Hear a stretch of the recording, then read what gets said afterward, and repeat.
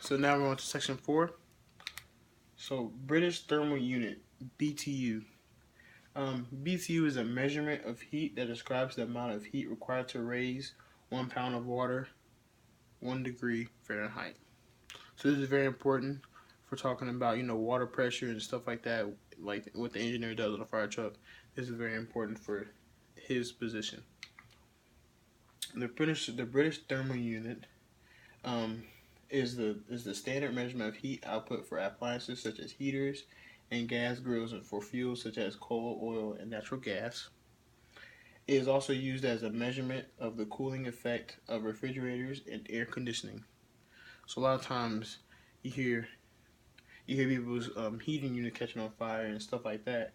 This is very important. This is very important in knowing how it works and what kind of measurement it takes to run these types of things. So next we have calorie. Calorie is the measurement of heat that describes the amount of heat required to raise 1 gram of water 1 degree Celsius. So section 5. Section 5. Flashover. What is a flashover? Flashover is when the involved area becomes heated to such a point that flames engulf the entire surface or area immediately. This is very dangerous for firefighters because this has killed a lot of firefighters. And flashpoint, or not flashpoint, flashover can happen very very quickly. So it's very important for firefighters to know when flashpoint is about to occur and to get out immediately. So signs of flashpoint: high heat. Flashover is a heat-driven phenomenon.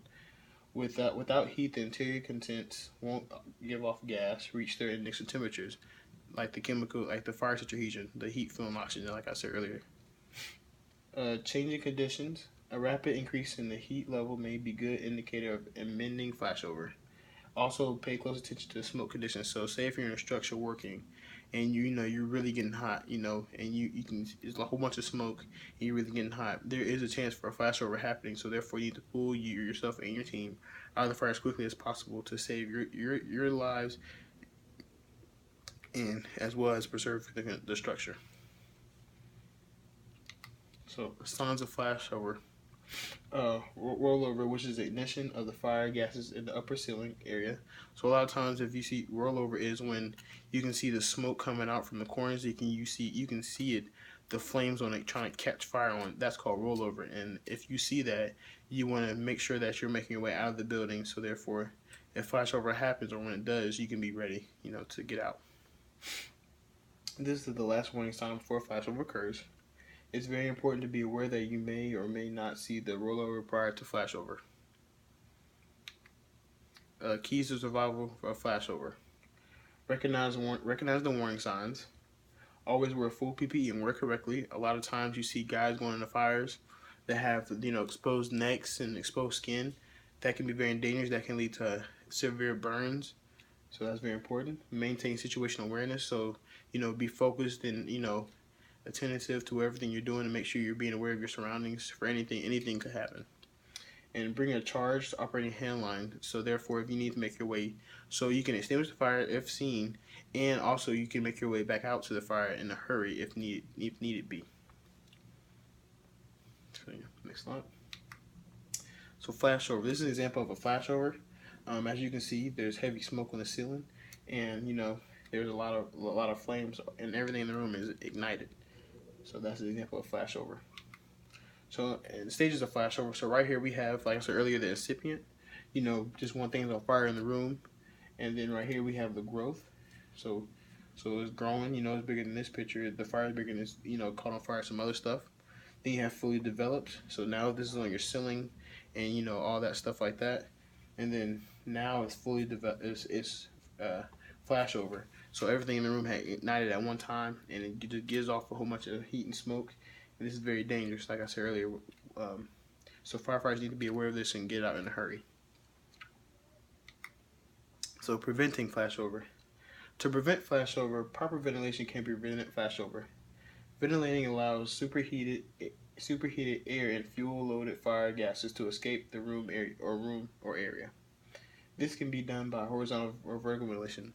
So horizontal ventilation would be, busting windows out, or simply raising windows, and putting holes through walls and stuff like that, and opening doors, that would be an example of vertical ventilation.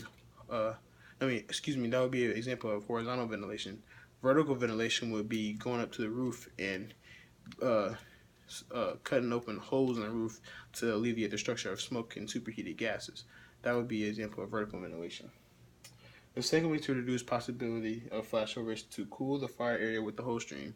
So if you see the fire is getting out of hand, you want to keep cooling it with a hose stream. That allows you to knock back the fire a little bit, and it prevents it from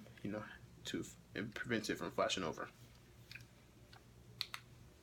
Backdraft. So backdraft is the condition in which oxygen is introduced into an oxygen depleted superheated atmosphere, which is followed by rapid combustion.